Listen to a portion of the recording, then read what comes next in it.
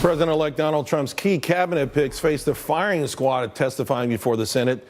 Health and Human Services nominee Tom Price grilled for nearly 4 hours today, and Commerce Secretary nominee Wilbur Ross also faced grueling questions on trade and tariffs, but he didn't back down. One of the things where we do need very careful attention to more tariff activity is the anti-dumping requirements that we should impose on the steel industry and on the aluminum industry.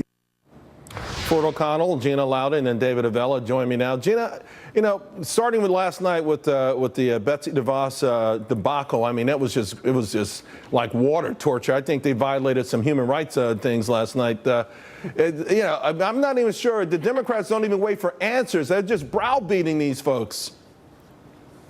Yeah, and there's such a double standard. If you listen to their line of questioning, when they were questioning especially Dr. Price today, it's mind-boggling to me that the people sitting there questioning have done the things that they're accusing Dr. Price of doing, that Dr. Price hasn't actually done, and it's already been proven fake news before they even get it out of their mouths. But it doesn't stop them from their really desperate, somewhat schizophrenic attempt to undermine this presidency. Right, and of course, you're referring to some investments that he's made before. They're a lot more interested in the stock portfolio than what he would do at the Health and Human Services. In fact, you know, I want to take a look at Elizabeth Warren in particular. She had a go at Dr. Price today. Of course, she showed herself last night when she wouldn't even shake Betsy DeVos's hand. But let's look at this.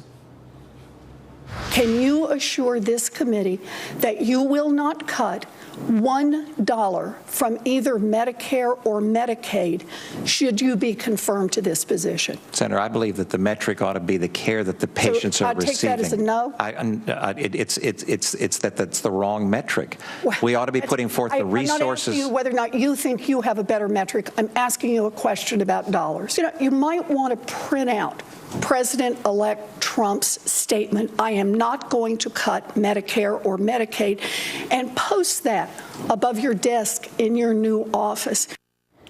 Now, David, we know some of this is setting up the Republican Party later on. If something doesn't go right, they can always refer back to these hearings and these sound bites. But she really put some pressure on Dr. Price, didn't she? To her liberal base, she did. But Charles, had the American people been for the ideas that Elizabeth Warren is championing, then the Democrats would have won the Senate and the House, which they didn't do. Republicans kept the Republican Senate and the House, in part because we talked about we're going to get rid of Obamacare and we're going to put in a system that actually does improve health care, that makes health care more affordable, that makes sure people actually get access to a doctor, that they get to see a doctor of their choice. All the things Democrats don't want to talk about. But let me just also say, while Elizabeth Warren espouses that, the reality is you have about 10 Democrats who've already said they want to make changes to Obamacare, including 10 Democrats who represent states that Donald Trump won in 2016, that they have to face re-election in 2018. But David, every time we open up these hearings and the Democrats basically start throwing haymakers and grenades, we should all stand up and thank Harry Reid for putting in the nuclear option. We only need a simple majority to pass all these folks. They're very likely to get through, and the only way they don't get through is if they think themselves. I think, you know, all 4 nominees today, including Scott Pruitt for the EPA, did their job. They went through, they told people what their vision is for their department and how they're going to try to make America better. And frankly, I was really impressed with Nikki Haley standing up for Israel the way she did and basically telling everyone that the UN is nothing more than a place for tyrants and dictators to lecture Western democracies on America's dime about how we should behave. God bless her for that one. And frankly, Senator Menendez in New Jersey should be casting a vote for her. I tell you what, Menendez wasn't happy with the pardon last night. We're going to talk about that later. But real quick, Gina, does this seem like an extension of this post-election effort to delegitimize Donald Trump this time through his nominees? Because a lot of this stuff doesn't seem to have anything to do with policy, and it all seems to be about personal things to mitigate the history, the record, or what the achievements of these people.